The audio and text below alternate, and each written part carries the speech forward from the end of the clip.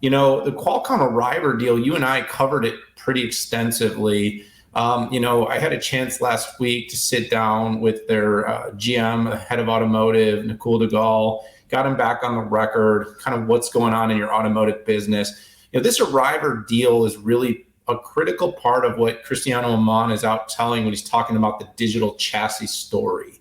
So we've got, speaking of data points, right? 20% of the automobile BOM by the year, that's bill of material in case you're a novice to these acronyms, by the year 2030 is expected to be semiconductors. So if you're noticing the race between companies like Intel, Luminar, Qualcomm, NVIDIA, all jumping in heavy to the automotive space, that's because the opportunity is really significant.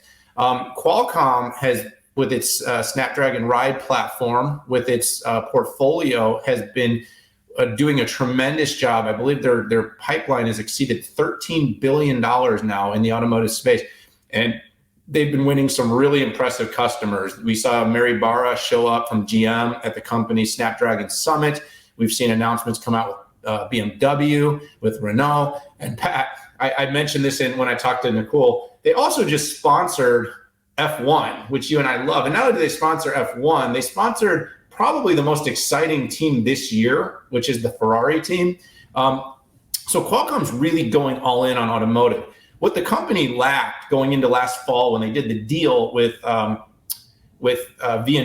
to acquire Arriver was they didn't really have an L2 plus or a pathway to ADAS, which is going to be the last kind of piece. You've got the telematics, you got infotainment, but the future, the story seems to be heavily laden in, can you get to this fully autonomous driving system? And I mean, the first step is getting to kind of a semi-autonomous nature where the car can do a lot of the safety, lane change identification. It's got machine vision, computer vision, it's got radar, it's got sensors.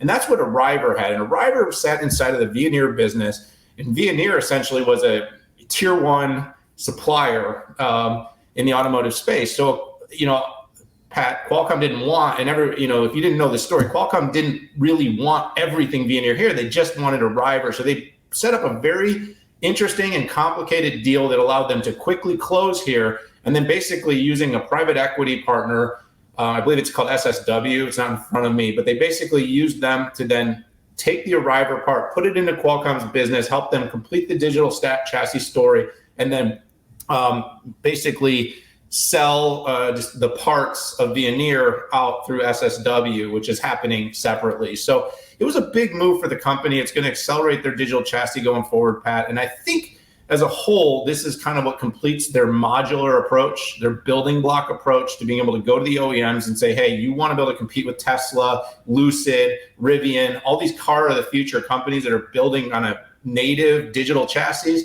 We have the parts and pieces here at Qualcomm to do it. It's been an impressive run for the company, a lot of work left to do, but it was a good move to get this deal closed so quickly. That's some great analysis there, buddy. Nothing left. Well, we've covered it before, so it's kind of a rehash, right?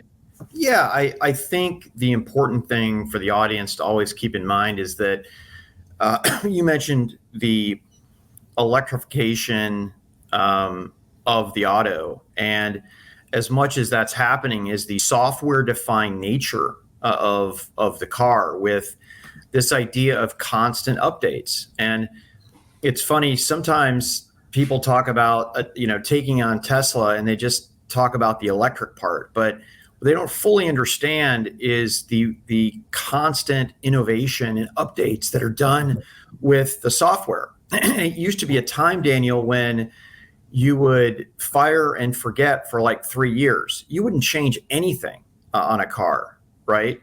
But now, very much like software, the software is updated, and even some of the mechanical parts here. So Arriver clearly got Qualcomm into the self-driving and in the future, the autonomous vehicle space. And 3 years ago, they stealthed all of us with the first demonstration of I would call it an L1 plus, maybe an L2 minus and then they're showing off L4 type of technology, and they have customers, huge customers that are notoriously safe in their precision, like BMW. And in fact, this combination of the digital chassis, which includes the Arriver software, they're actually doing what I would consider a joint venture, where they can actually offer the platform to other auto manufacturers. I don't know how successful that will be in the future, because essentially it would be competitors buying from, having to buy from a competitor, but it certainly does make you think. It's a pretty good business model, because there's only so many companies that have the scale to go and do this. So I like this. I like what they did, and they had to split off parts of the business, but that was just a requirement for regulatory purposes.